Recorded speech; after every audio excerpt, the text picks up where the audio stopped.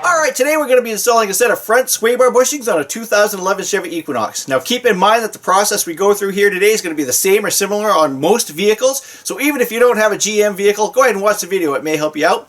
I just want to say a quick thank you to everyone who takes the time to hit that subscribe button, people who give me those thumbs ups, and people who leave questions or comments down below. If you're new to the channel and you like auto repair, ATV repair, home improvement, electrical work, you might consider hitting that subscribe button yourself, alright? Hey, let's go ahead and get started.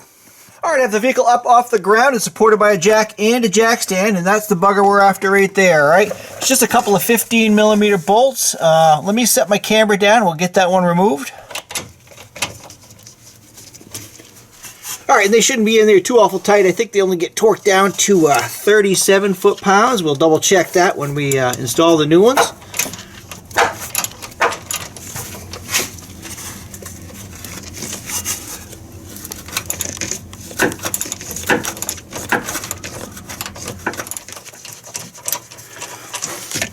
Alright, let's go ahead and remove those bolts.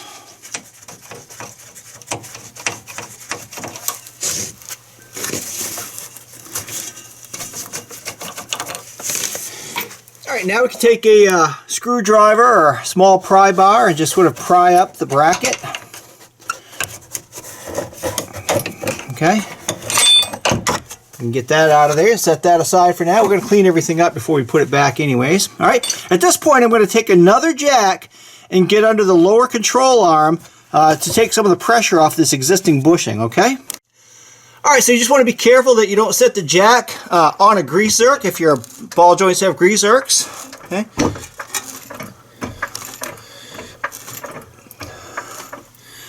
Alright, just enough right there. And we should be able to slide this off and out of here, okay? Just like that.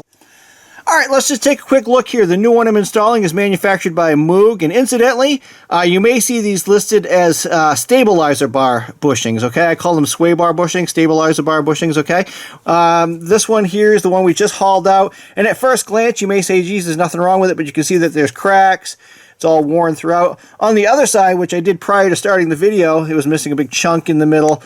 Okay, so it was time for some new bushings. All right, let's get this one installed. This is an easy job, and they're really inexpensive. I'm going to link to the parts down below for you. All right. All right, so at this point, we want to slide our new bushing on to the sway bar, and there is a stop back here. I don't know if you can see it. I know my hand's probably in the way, but it's right back there. So you can't slide it on too far, and we still have our jack under the control arm, so we have a little bit of play side to side here so we can get it lined up. Now on the other side I had a little bit of a problem. I know my hands are right in the way here, getting the bracket down over this edge here. So basically what I did is I got one side started, which pulled the bracket down.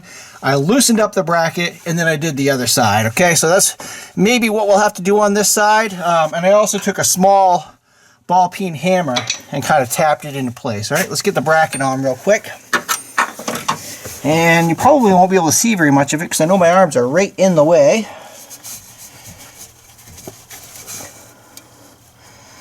See, what happens is it catches on that lip right there, okay?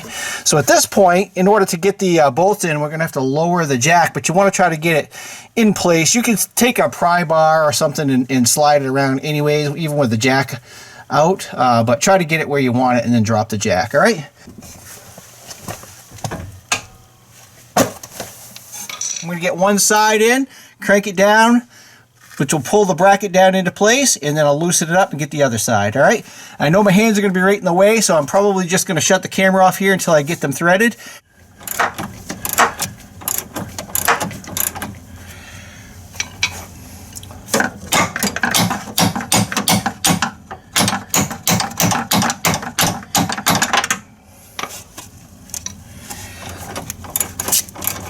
Okay, you can see I have the one side on, and now I'm just going to go ahead and get the other side in.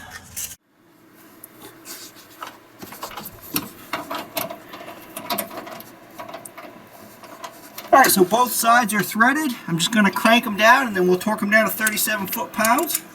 Alright, I double-checked the manual, and these do get torqued down to 37. 37 there. 37 there. Alright. Hey, thanks for watching. If you found the video helpful, give me that thumbs up. And if you're not subscribed and you like this kind of thing, hit that subscribe button, all right? Leave questions and comments below, and have a great day. Thanks for watching.